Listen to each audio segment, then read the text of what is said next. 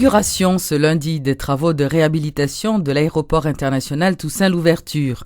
La cérémonie s'est déroulée en présence du président de la République qui a fait remarquer que tout ceci témoigne de la volonté de son gouvernement de respecter les engagements pris envers la population. La firme Panexis, qui est chargée d'effectuer les travaux de réparation de l'aéroport Toussaint-Louverture, vient de livrer une partie de ces travaux qui lui ont été confiés. Ce vendredi 19 décembre, c'est la salle de départ de l'aéroport Toussaint-Louverture, fraîchement rénovée, qui a été inaugurée par le président de la République. Ça c'est une démonstration que nous quatre travail, que nous deux après travail là, mais travail qui est pour faire là tellement pile que si nous ne parler nous mal, là, dit ça va rien.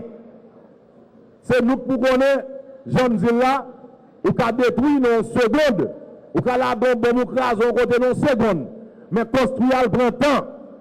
Et nous avons faire espace ça seulement comme étant pour nous. D'ailleurs, si nous ne comprenons pas l'importance du travail qui fait là, nous avons dit que nous avons retard, nous devons mettre public pour le 15.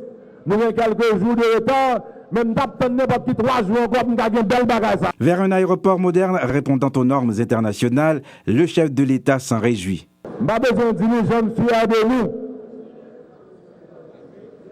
Nous ne pouvons pas travailler parce que pas de travail, mais nous pas travail, nous comme travail. Nous notre pays au aéroport là, côté que tout le monde va le fier pour venir à l'aéroport, nous prenons un bel espace qui inspire le monde travail par bon service. Les opérations de réhabilitation de l'aéroport Toussaint-Louverture d'un coût de 4 millions de dollars doivent prendre fin en février 2012, selon les responsables de la compagnie de construction Panexis.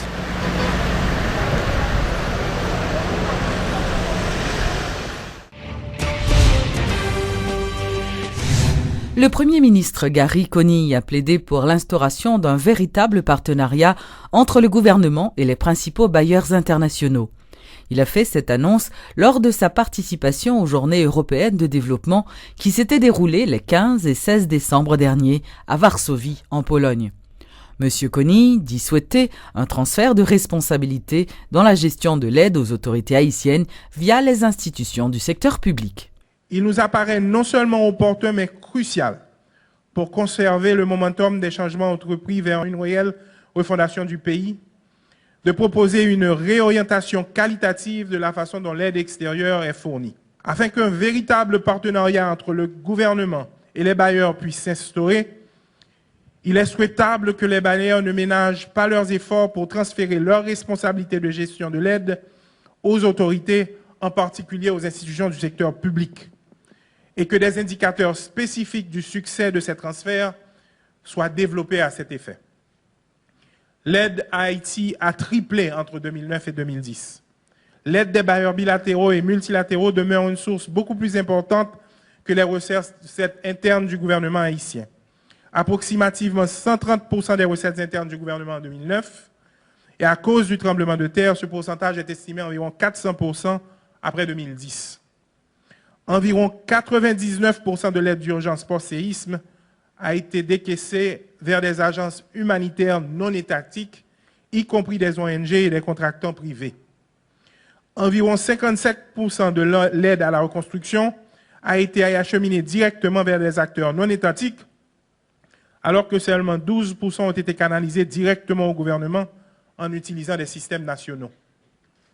À la lumière des chiffres et des résultats constatés, la nécessité s'impose de changer de paradigme et d'aborder la question du partenariat par une mutation de l'assistance à l'accompagnement.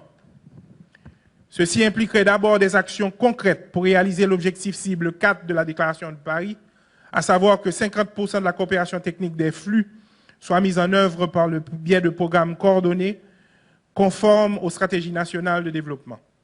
Ceci implique aussi la réalisation de l'objectif cible 6 qui vise à réduire des 2/3 le nombre d'entités parallèles de mise en œuvre des projets dans les États fragiles. Ceci implique enfin de nouvelles façons de travailler ensemble entre donneurs et autorités budgétaires dans un vrai New Deal. Le club de Madrid entame un séjour de 72 heures en Haïti, au cours duquel l'association d'anciens chefs d'État et de gouvernement entend apporter sa contribution à un consensus politique dans le pays. La délégation du Club de Madrid, étant à sa 6e visite en Haïti, entend mettre l'accent sur les efforts initiés par divers secteurs de manière à trouver un compromis politique qui soit de nature à assurer la stabilité nécessaire au développement du pays. Dans le cadre d'un entretien accordé à Radio et Télémétropole ainsi qu'à la Télévision nationale d'Haïti, l'ancien Premier ministre français Lionel Jospin a exhorté le respect de la séparation des pouvoirs en Haïti. Moi-même, j'ai été Premier ministre, vous le savez, dans ce qu'on a appelé une cohabitation, c'est-à-dire notre système présidentiel français, il peut à certains égards ressembler au système présidentiel haïtien, il est mixte. Il n'est pas seulement présidentiel, il est aussi parlementaire. Et il arrive, ça a été mon cas, que le président de la République et le Premier ministre appartiennent à des bords politiques différents. Je crois que c'est aussi le cas en Haïti aujourd'hui. Et il est clair que quand il y a ces deux légitimités, toutes deux issues du suffrage universel, un président, des chambres, et si il n'y a pas une parenté politique et idéologique, la nécessité de travailler ensemble est une obligation à la fois pour l'État, pour qu'il fonctionne, et devant les citoyens. Alors, voilà, c'est l'expérience historique que j'ai faite, et il me semble que les différents acteurs de la société haïtienne et les autorités haïtiennes avancent eux-mêmes cette idée de pacte, de travail en commun. Donc nous ne faisons, nous, que contribuer à cet esprit de dialogue qui visiblement se développe dans le pays.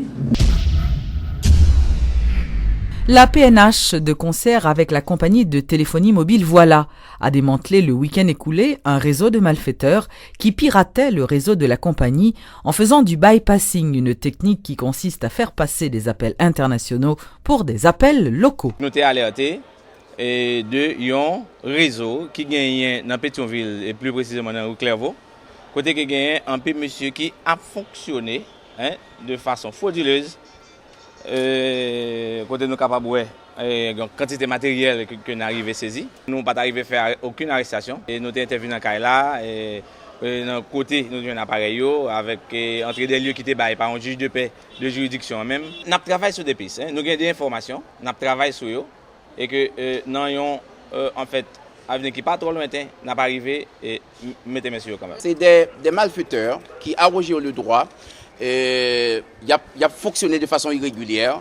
Il a connecté monde sous réseau qui a fonctionné de façon régulière. Bon, approximativement, on est capable d'évaluer matériel ça entre 60 à 70 000 $ que mon an mettait dehors pour être capable de causer des préjudices à l'État haïtien. Le réseau ça nous a fonctionné là, c'est un réseau qui causait des pertes qui évaluait à près de $1 million à opérateurs qui sont marchés. Par exemple, son réseau, c'est un réseau qui est capable de connecter à partir de SIM-Bodly, de SIM-Boxy. SIM-Boxy, il est capable de connecter 216 personnes. Faites 216 personnes à parler en même temps. Vous imaginez, et bien ça a causé à l'État haïtien près de. Alors, à opérateur, ça veut dire l'État haïtien, on perd de $1 million par année. Sauf qu'on calcule rapidement. Alors, par mois. Pour une année, ça fait $12 millions. Moi, je crois que c'est un message autour. Pour les gens qui est vraiment intéressé, il faut que vous connaissez que nous-mêmes, nous avons mené bataille et nous avons mis des moyens plus forts passer. Ça veut dire que il y a un risque pour vous et qu'il faut que vous connaissez que la bataille, ça, nous rentrons en dedans parce que le préjudice là trop. Parallèlement, la police nationale a lancé ce lundi une vaste opération au centre-ville de Port-au-Prince dans le but de lutter contre la vente des pièces de voitures volées sur le marché informel. Le directeur départemental de l'Ouest de la police nationale, Godson Aurelius, a indiqué que ce type d'opération ne fait que commencer. Opération Dragon, c'est une opération lancée sous plan national du 16 au 31 décembre. Bien que l'autre opération n'a pas fait, mais l'opération ça spécifiquement, c'est une opération de grande envergure, c'est question vol accessoire véhicule. Et commerce qu'a fait de façon illégale la ville, nèg a volé rétroviseur nèg, y a volé et signal, lumière machine, cerveau machine, à revendre la ville là sans personne va m'en déposer aux questions. Nous avons déjà annoncé ça déjà dans la presse. Donc c'est ça que fait nous voulons commencer l'opération ça avec et objectif ça. Son grande première liée pour aller l'autre cap fait en bas qui prend son signal que nous pas tolérer bagay sa yo, donc n'a pas réponse avec yo. Le gouvernement haïtien, par l'entremise du ministère des Haïtiens vivant à l'étranger, a célébré ce lundi la Journée internationale des migrants.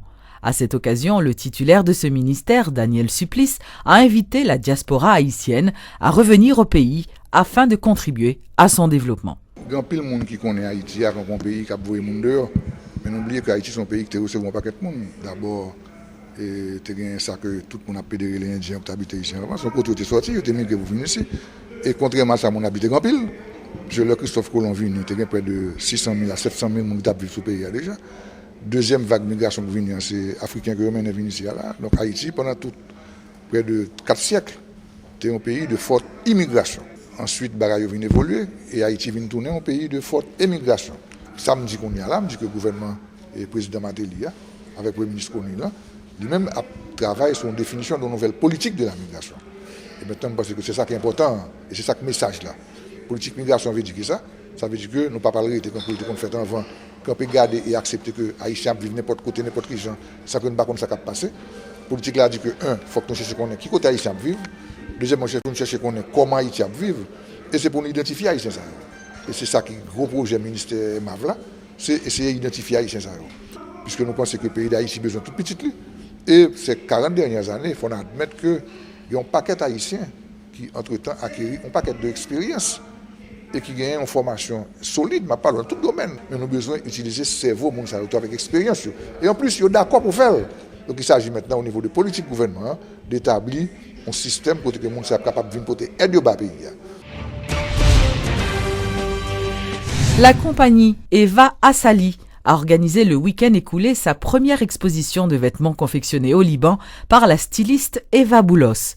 Dans une interview accordée à Radio Métropole, elle a fait remarquer que sa compagnie envisage d'organiser d'autres expositions à travers le pays. Objectif exposition ça c'est pour me montrer travail moi que me fait juste au Liban mais que me voulais montrer que me vraiment inspiré d'Haïti parce que c'est là m'élever c'est pays moi et me remettre tourner éventuellement prochaine année pour me travailler avec artisans en Haïti pour me continuer collection ça. On a regardé vraiment création moi qui ont mix de en pile bagaille, chemise, vraiment commencer avec chemise garçon.